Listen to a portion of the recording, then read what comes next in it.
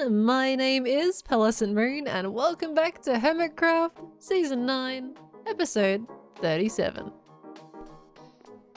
Here. Maybe she's down here. Pearl! Was that a flying tango that just went past my face? Tango? Did I imagine things? Did I imagine a flying tango? Hello? Must have been the wind. Oh, there he is! Tango! Then fly in the sky! Where are you? Where are you? I'm down here in the tunnel! I thought I was imagining things. Anywhere. Little blue streak going meow! I'm just like flying around, looking at pretty aliens. I just got lost. Hi, Pearl. Hi, how's it going? How are you doing? How are you doing? It's going very, very good. It's going very good. Good to see you. I'm just recovering from the blue streak that went meow.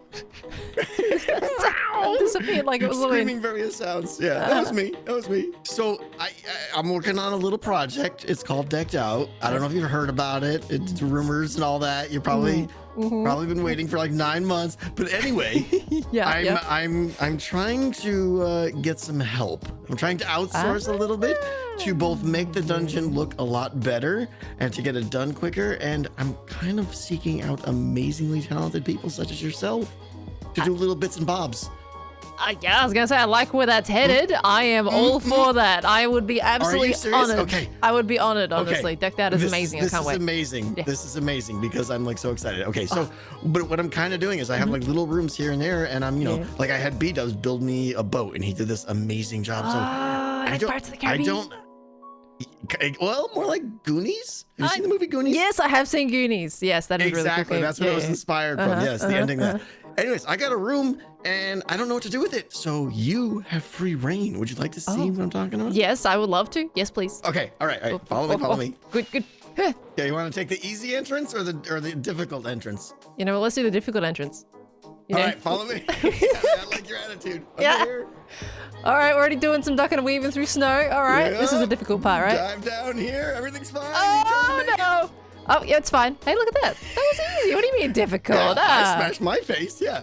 Okay. All right. We gotta get inside here. Follow me. Follow me. Already insane, Tango. It is insane. It is insane. Look at that.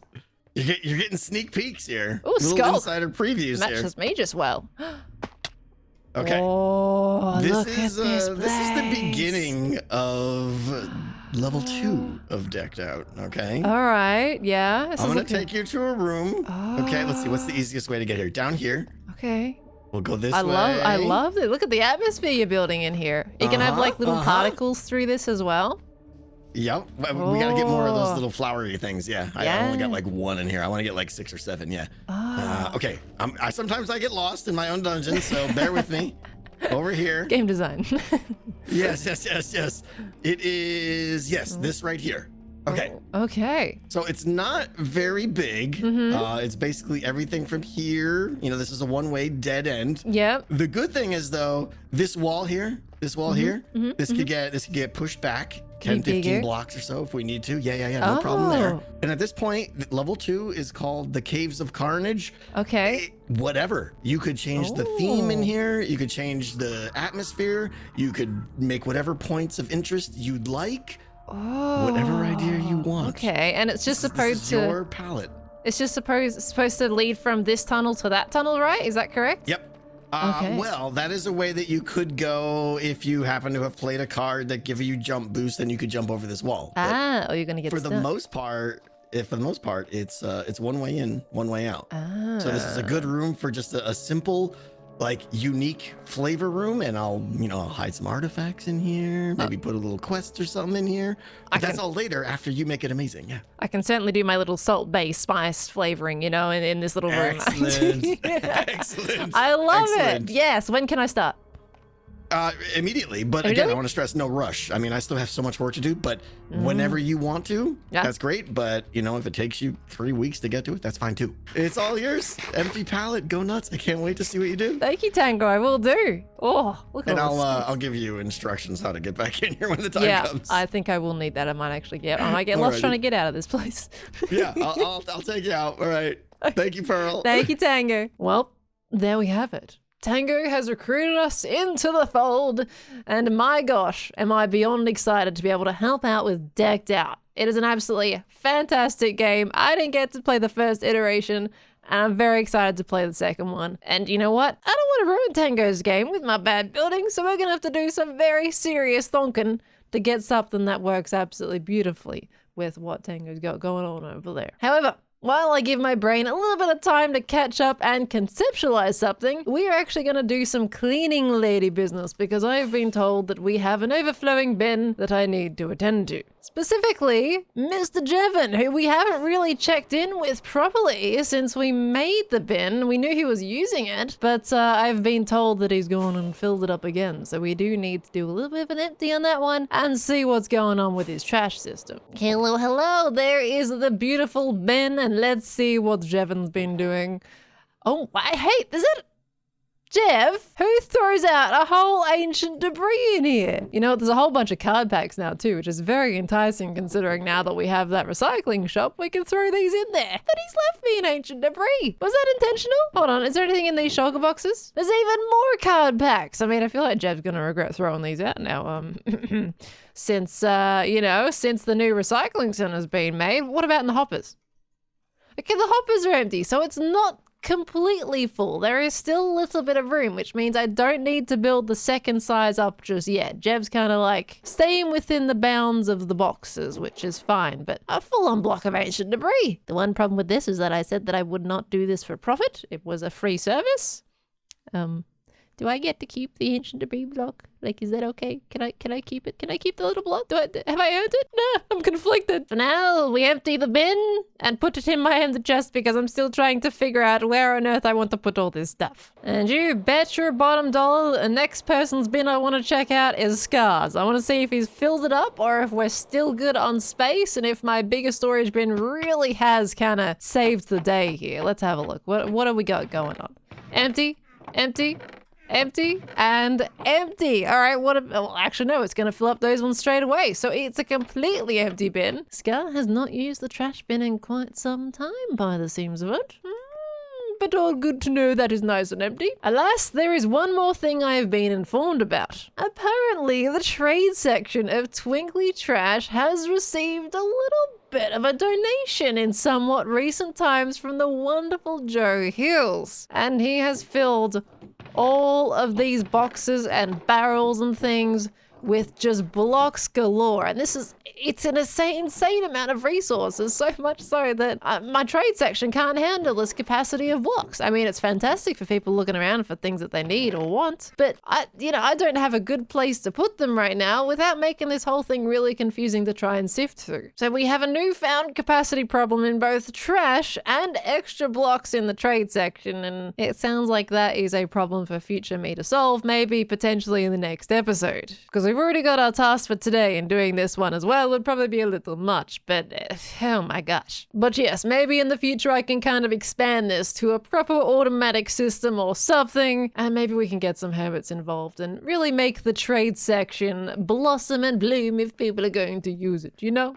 It'd be wonderful. But for now, as I always seem to be saying quite a lot lately with things, let's get back to the task at hand. I can't lie, all the trash that was in Jevon's place was in the back of my mind, and cleaning me could not build without getting that sorted. So, we had to do it. It's time for us to get building for Decked Out. I may or may not have had to put some red sandstone blocks down in the room just to make sure I was building in the correct room when I had to come back later, because my gosh, you can get lost in this place. But just to refresh your memory here, this of course is the space that we're going to be working with Decked Out. And actually, since that original clip with Tango had messaged me a little later saying that he's probably going to be adding a tunnel branching off one side. I'm presuming that side right there, but we're going to have to take that into account as well when it comes to building. At the moment, I don't have anything in particular in my mind that's like popping out to me for a concept for this room, so let's just have a little bit of a stroll around the dungeon and see what themes we have to work with. Straight away as I'm walking through this, I can immediately tell, like, of course it is very cave-like, and everything that lives within this floor looks like it's going to reside within a natural cave formation. So what's this over here? He's going more into a lava or hot territory, feeling a bit like a volcano in this spot. But if we move more over this way, we can of course see a wooden bridge as well. So there is some sort of structure running throughout the cave. Maybe something resembling a mine shaft, But let's have a bit of a further investigation. Coming around this way, we have the usual cave decor, but then it opens up into the mushroom cave, which honestly is absolutely gorgeous. I love how he's built this mushroom right here. It's very organic, very flowy, well balanced, and it gives that pop of color in the otherwise kind of gray vibe he's got going on. Then you can also see, moving off into this room off to the back, he's got a bit of a broken geode happening, which is gorgeous as well. So far, very natural cavey vibes at the moment, and he's got a drip leaf parkour. Hold on, let me give this a go. Okay, yep. I've already failed. This is going to go well when Deck Down actually releases. If I can just make my way out here. Let's not die. Oh, jeez. Okay. All right, that's fine. And, oh my gosh, look at this cave right here. This must be the boat that B-Dubs made that Tango was talking about. And that is beautiful. That is absolutely gorgeous. And I think that definitely goes with the kind of the wooden platform structure we saw earlier. So maybe there's a little bit of room for us to make a structure in our cave. But we have to keep in mind we don't have a space that's this big. So we can't exactly do something as crazy as B-Dubs here. But something structural could still happen that is definitely mixed with a bit of organic, I think. But oh my gosh, no, this is gorgeous. Absolutely gorgeous. Of course B-Dubs would make something this beautiful. I love the palette. I love the shaping. I love the details. Fantastic work. I see a little bit of blue up here. Okay, he's also got some blue mushrooms happening. A little bit of purple mushrooms as well. So a huge variety of different colors, and that looks like the entry to the level right there. Okay, so we've kind of done a big loop. So it is very organic, very natural, with a little bit of that wooden structure chucked in too. So I'm gonna keep both of those in mind, I think. And with those themes fairly embedded in my head, I'm going to go do some thinking and tinkering to come up with something. But in the meantime, I'm going to send you all to a time lapse, and you know what? I'll bring you back in when I've got something made. Sometimes my brain just needs a little bit of that thinky thonky silence time, you know? Okay, speed it up. Let's go.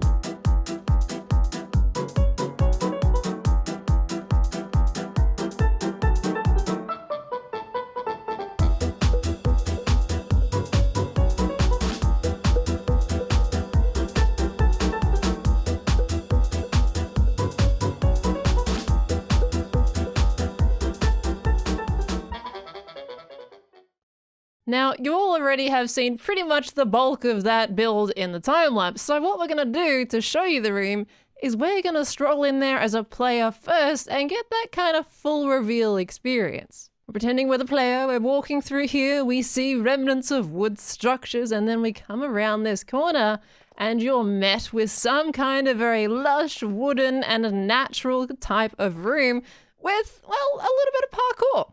To say. Tango hasn't built the passageway to the side just yet, but this parkour here allows for a nice, good passageway over to this little bit when he's ready to make it. Or if he decides to make it in the end. If he doesn't, that's fine as well. It still works. But as you see, overall, I have taken several design elements from other rooms in this particular level of Decked Out, such as we've got the mushroom over there. We have the wooden structures that we can see in various sections throughout this particular floor.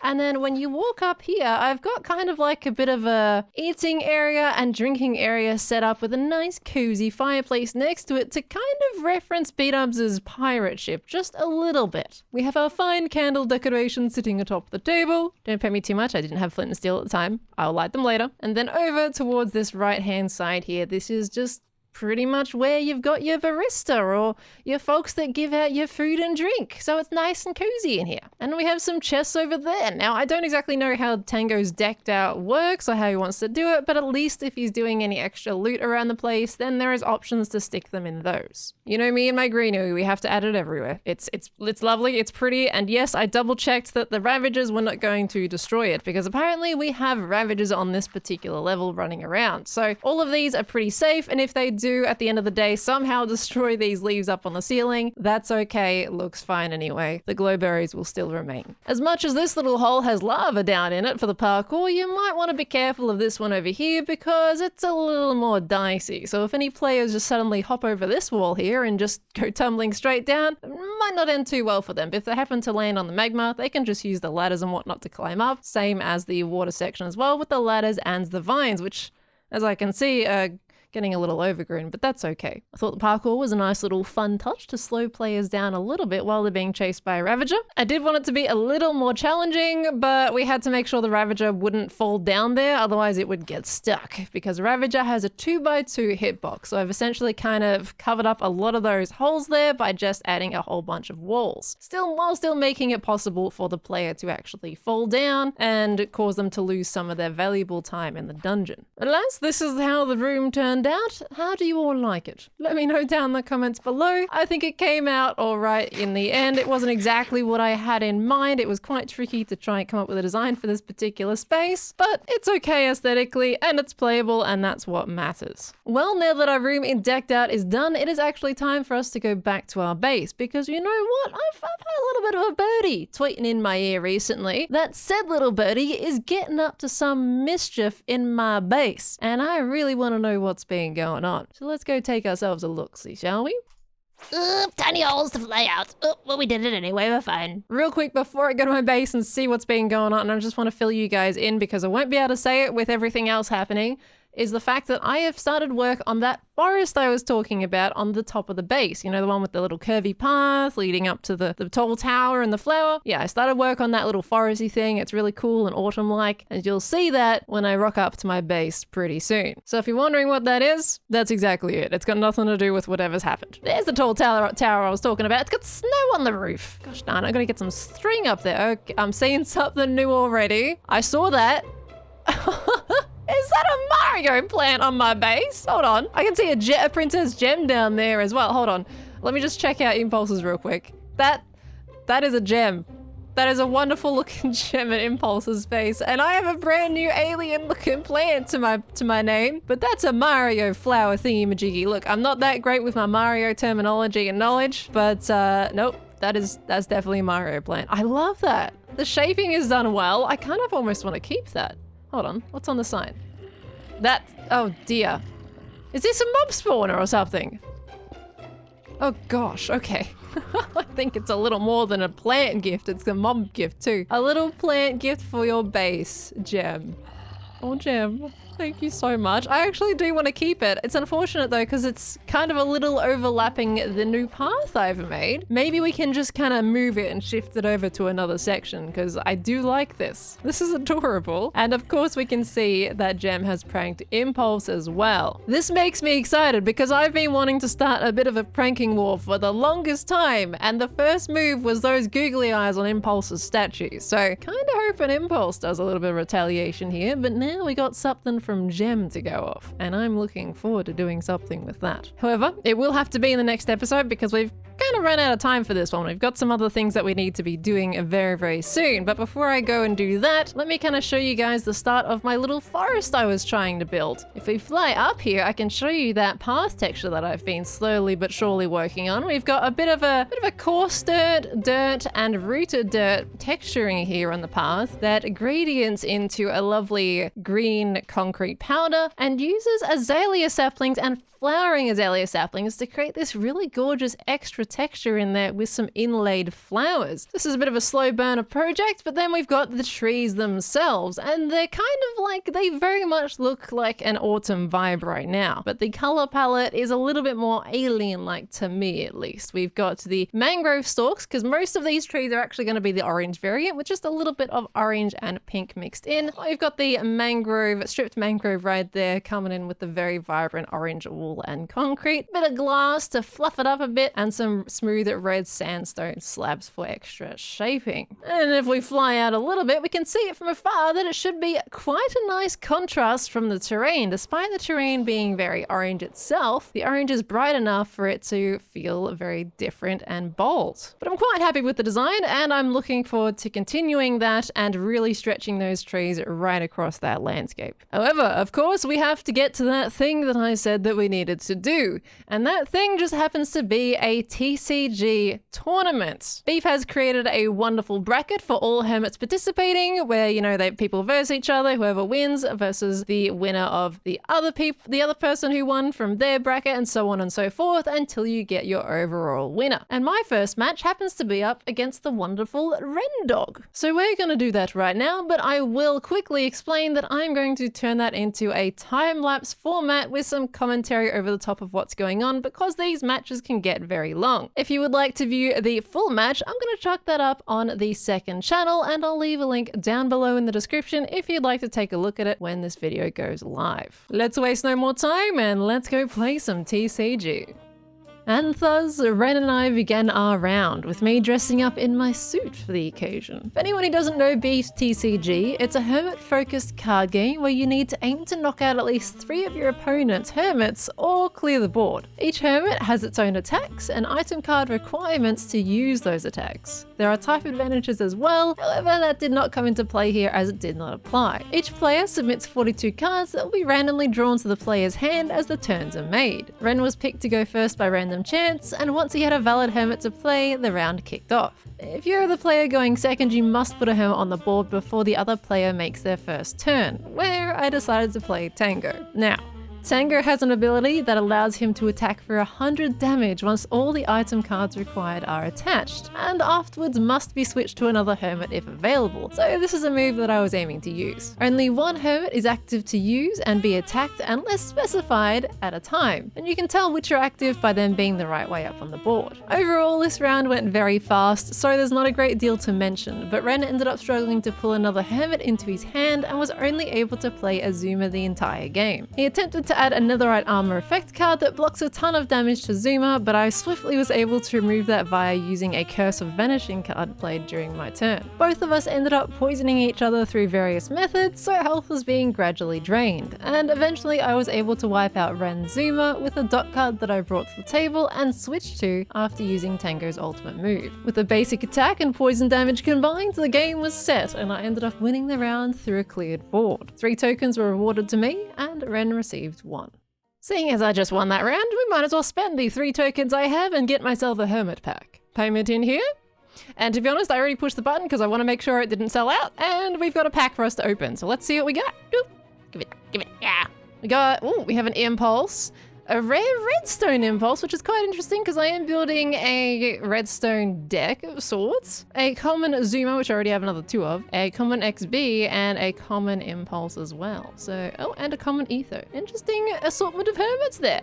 And well, that's the first bracket done, set, and cleared. And it looks like it's either going to be Joe or Cleo that will be facing for our next bracket round. Very curious how I'll do, but I guess we'll see. However, unfortunately, everybody, that is going to be the end of the episode today because we are out of time, and we've done a few things today which are pretty good, and we ended up with a fantastic outcome for our TCG tournament. I'm excited to play that in the next episode.